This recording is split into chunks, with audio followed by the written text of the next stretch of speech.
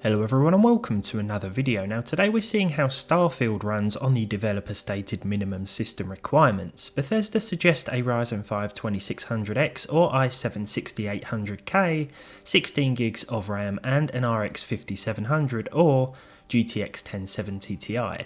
The game should also be installed on an SSD. I've gone down the Ryzen road for today's one as I believe that AM4 is the more accessible and affordable platform these days.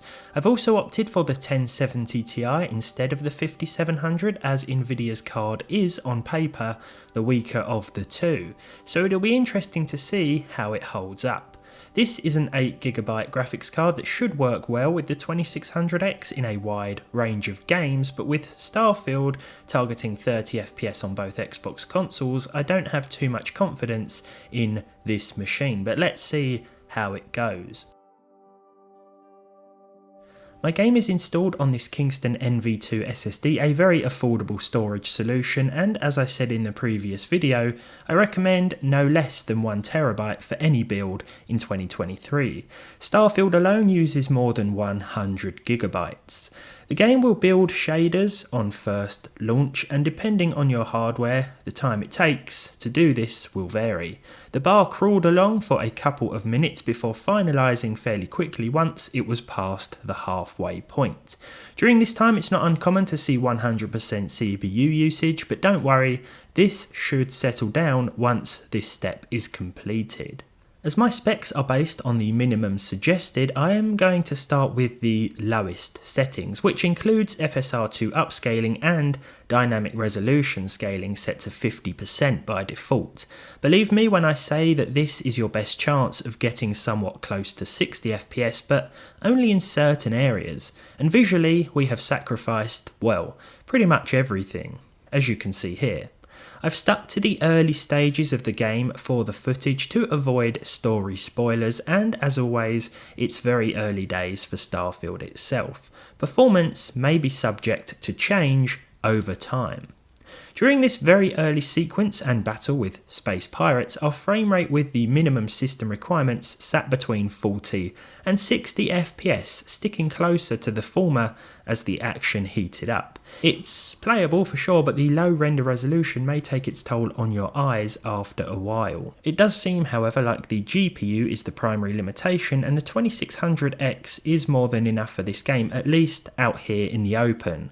16 gigs of RAM also seems like enough. I haven't recorded exact averages and percentile lows because performance is, to be honest, all over the place and will vary significantly depending on where you are. It wouldn't be accurate to say this is how many frames you'll see during your playthrough because such a suggestion would likely be way off overall.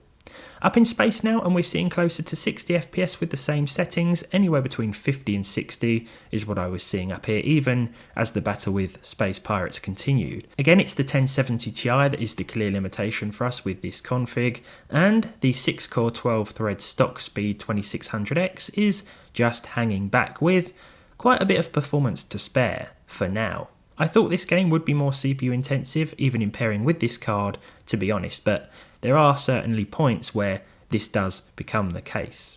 We then landed at an abandoned research lab, again less than a couple of hours into the game here, and on the surface the frame rate sat between 50 and 60. One thing I absolutely love about Starfield is the colour palette and the atmosphere. Not literally, but the way in which the game makes you feel. Space is massive and lonely, and that is portrayed really well, in my opinion, even this early on.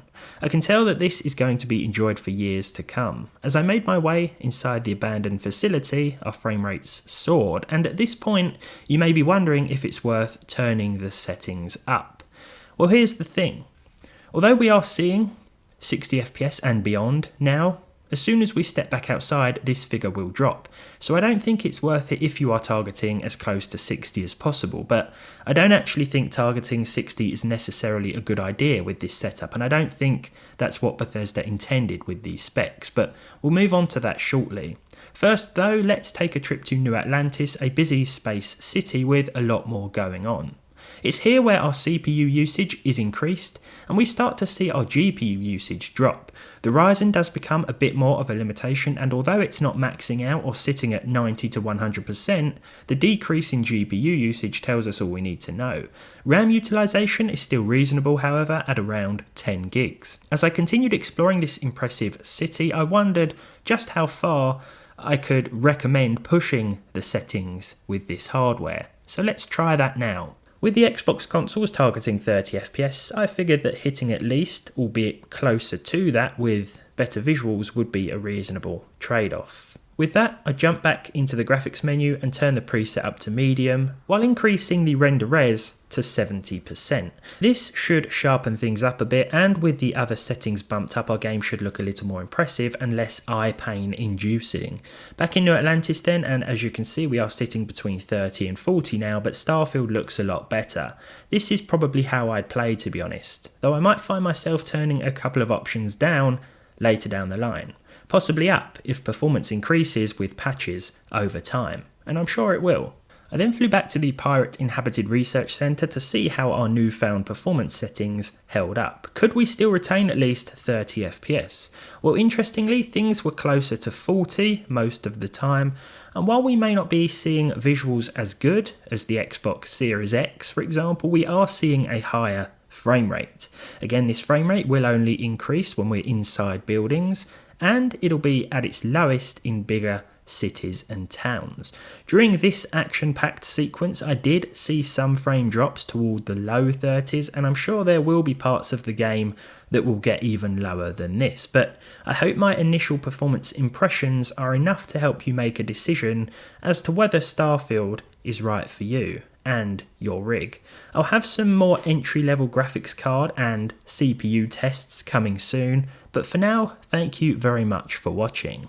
As the rest of the footage plays out, I just thought I'd give my initial impressions. I of course have access to this game because I pre-ordered it, not necessarily because I think pre-ordering is a good idea, but because I wanted to get some tests in before it became available on the official launch day on the 6th of September, just so that if you're thinking about buying it and you wanted to see how a certain piece of hardware performed, you could look at videos like this before launch day and maybe save yourself some money if it's not running how you think or how you wanted it to. Aside from the performance, I'm really enjoying the game so far. I'd certainly recommend it if you enjoy Skyrim, Fallout 4, Bethesda's other titles, of course. It's got that familiar feel to it. It also feels a bit like The Outer Worlds, in my opinion, which in itself was a fantastic game.